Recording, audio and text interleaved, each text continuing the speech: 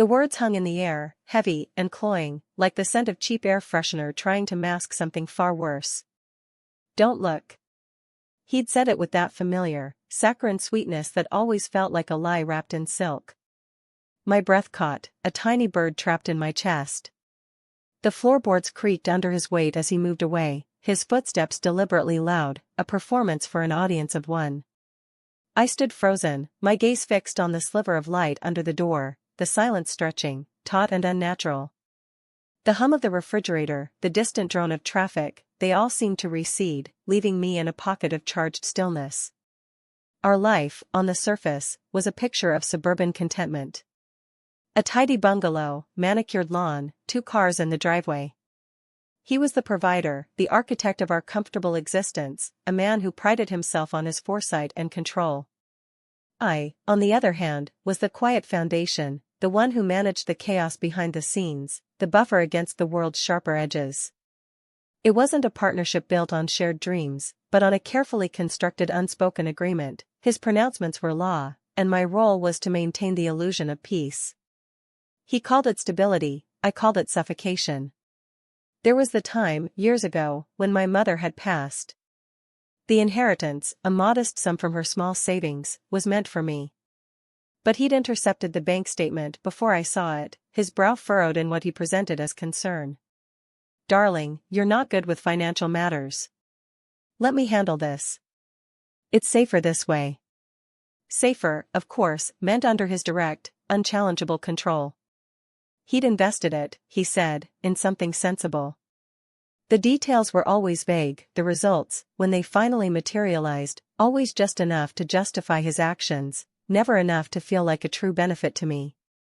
The tangible proof of my mother's love, transformed into another brick in the wall of his self-made empire. Then there was the incident with the car.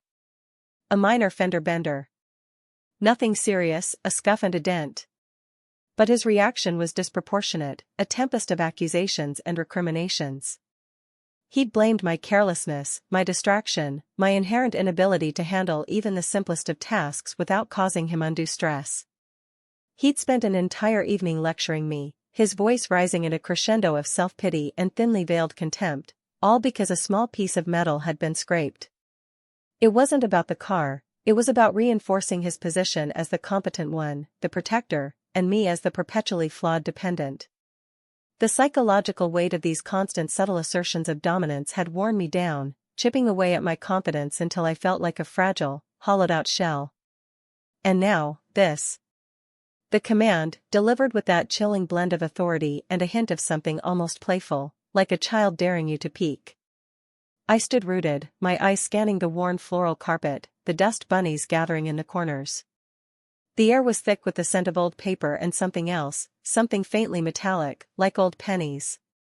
My heart hammered a frantic rhythm against my ribs, a drumbeat of dread. He'd gone into the spare bedroom, the one he always kept locked, the one filled with forgotten boxes and the lingering aroma of mothballs. He'd emerged moments ago, his face a mask of casual indifference, the words flung like stones. "Don't look." My gaze drifted, drawn against my will, to the edge of the bed. Not the mattress itself, but the space beneath it. A shadow pooled there, deeper and more solid than mere darkness. A peculiar, irregular shape began to resolve itself within that shadow. It was too large, to be just forgotten clutter. A small, folded blanket was peeking out from beneath it, a child's blanket, I realized with a jolt, patterned with faded cartoon animals. And then, peeking from behind the edge of that blanket, was a small, bare foot. A child's foot. Pale, still, and utterly out of place. My breath hitched. I didn't move, didn't breathe. My mind struggled to process the impossible image, the sheer, gut-wrenching rawness of it. The blood drained from my face, leaving behind a cold, prickling numbness. He reappeared in the doorway, wiping his hands on a dish towel, a triumphant, almost smug, smile playing on his lips. He'd expected me to obey, to simply retreat, to accept his word as gospel and leave the mystery unsolved. He'd enjoyed the tension, the power of withholding. He gestured vaguely towards the kitchen. "Dinner's almost ready. You can set the table." His tone was light, dismissive, as if the moment hadn't just fractured the very foundations of my existence. But I couldn't. I couldn't set the table. I couldn't pretend. The image of that small foot, so vulnerable and hidden, was burned into my vision. The utter audacity of it, the casual cruelty, the profound betrayal, coalesced into a single burning point of resolve. He thought he was in control, that I was still the same pliable, unquestioning woman he'd always managed. He was wrong. The next few days were a blur of meticulous planning, executed with a cold, detached precision that surprised even myself. The initial shock had subsided, replaced by a chilling clarity. Every argument, every condescension, every subtle manipulation flashed before my eyes, no longer as sources of pain, but as data points. He was accustomed to my silence, my acquiescence. He saw it as weakness. I saw it as a reservoir of untapped strength. I started with the financials. He handled everything, of course. The joint accounts, the investments, the mortgage. He'd always insisted on it, citing my supposed incompetence. I requested copies of all statements, all deeds, all insurance policies, pretending I needed them for a hypothetical tax audit. He waved me off, happy to indulge my perceived silliness, providing me with the keys to his kingdom without realizing he was handing me the executioner's axe. I spent hours poring over the documents, cross-referencing, verifying, and meticulously creating a separate ledger, detailing every asset, every liability, every penny he'd claimed ownership of. Then came the legal aspects. I didn't consult a lawyer, not directly. Instead, I began to research statutes, property laws, divorce proceedings. I learned about equitable distribution, about spousal support, about the implications of undisclosed assets. His carefully constructed edifice of financial control began to reveal its hidden scaffolding, its vulnerabilities. I photographed every page, every clause, every loophole. The child, I discovered, was his. Not from our marriage, but from a secret relationship he'd maintained for years, a life I'd been completely oblivious to. His business trips had been clandestine rendezvous. His late nights at the office, carefully orchestrated deceptions. The other woman, a ghost in my own life, had been living just blocks away, a silent testament to his profound deceit. The child, a toddler, had been living with her, hidden, until recently. The reason for their sudden, temporary relocation under bed remained a disturbing mystery, a footnote to his greater transgression. The final straw, the moment he'd so carelessly revealed his hidden life, had been the catalyst, but the damage had been done long before. It was the accumulation of years of subtle erosion, of being made to feel small and insignificant.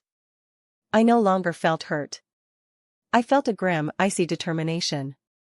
The day I chose to act was mundane. A Tuesday.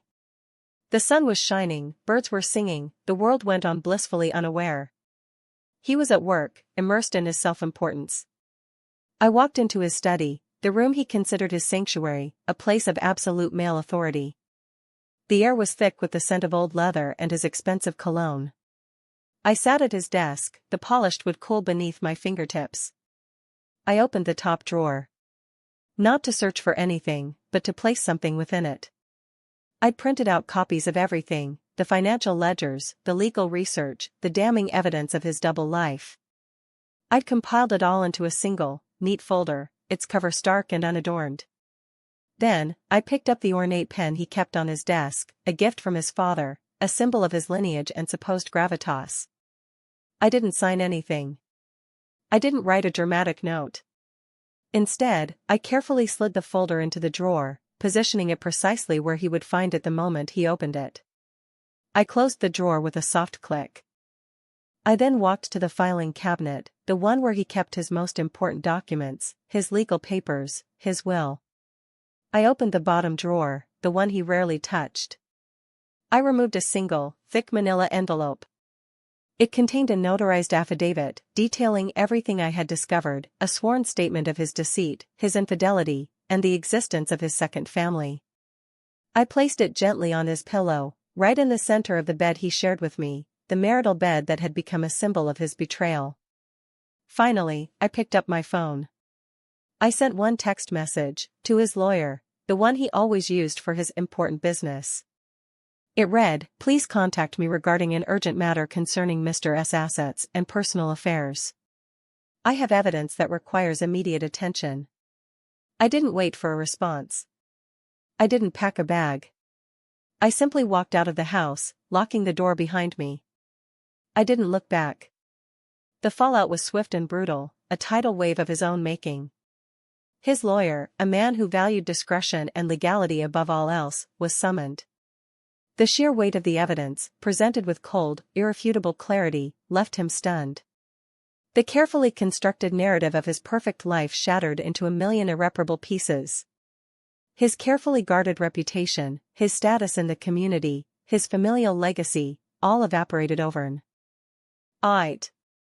His initial reaction was denial, then bluster, then a pathetic attempt to spin the situation, to paint me as the villain, the vengeful shrew. But the evidence was too overwhelming, too damning. The texts, the financial records, the photographs I'd discreetly taken of the other woman and child at a park, they were incontrovertible. His flying monkeys, the family members who had always appeased him and echoed his pronouncements, were left scrambling, their loyalty tested and ultimately found wanting when faced with the undeniable truth. They couldn't defend his actions, not when the evidence was so stark. His business partners, once partners in deception, began to distance themselves, their own reputations at risk. The whispers started, then grew into a roar. He was ostracized, his authority eroded, his financial empire crumbling under the weight of his own deceit. The comfortable life he had built on a foundation of lies could no longer stand. I received frantic calls, tearful texts, angry voicemails. He pleaded, he threatened, he begged for forgiveness. His lawyers' carefully worded messages detailed the unfolding legal proceedings, the seizure of assets, the impending divorce. The man who had once commanded my silence now found himself utterly voiceless. I didn't engage. I didn't respond. I simply let the consequences unfold, a silent observer of the chaos I had orchestrated. There was no satisfaction in his pain, not really. It was something colder, more profound. It was the quiet, unassailable truth asserting itself, the dismantling of a carefully crafted illusion. The emotional justice was not in retribution, but in the absolute collapse of his perceived superiority. He had built his life on a lie, and the lie had finally consumed him. The silence that followed was not an absence of noise, but the quiet hum of a world set right, finally free of his toxic control.